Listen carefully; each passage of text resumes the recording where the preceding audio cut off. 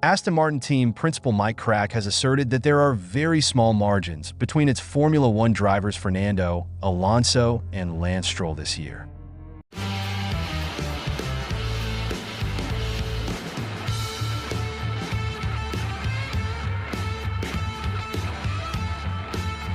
"2024 was undeniably a tough year for the Silverstone-based squad.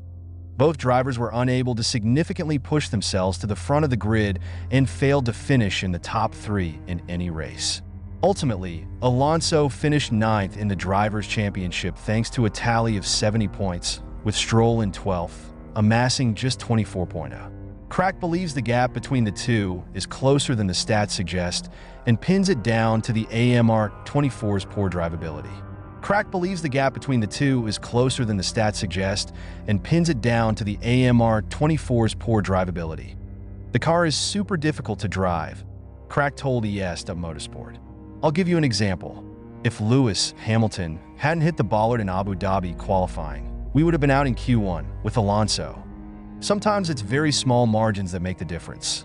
We saw Lance do a brilliant Sector 2 on used tires quicker than Fernando, so it really is sometimes in the wrong place at the wrong time. I think that in general there is not that much difference between the two. We look at it objectively, and yes, we have a difference throughout the season. We try to analyze it and find it. But I think that the car is so complicated to drive that you can never predict anything. But I don't want to start with questions about the drivers because the car we gave the drivers was not good enough." Despite Krack's protestations about the supposed closeness between the two drivers, the stats will show that the two-time world champion Spaniard Alonso continues to reserve status as the top man in the team. Alonso finished 2024 46 points clear of Stroll in the drivers' standings. And in 2023, when the team was more competitive, he would end at 132 points ahead of the Canadian. Moreover, Alonso won the race head-to-head with Stroll in a lopsided 17-7 tally this year, with qualifying falling further to the Spaniard's favor, 19-5.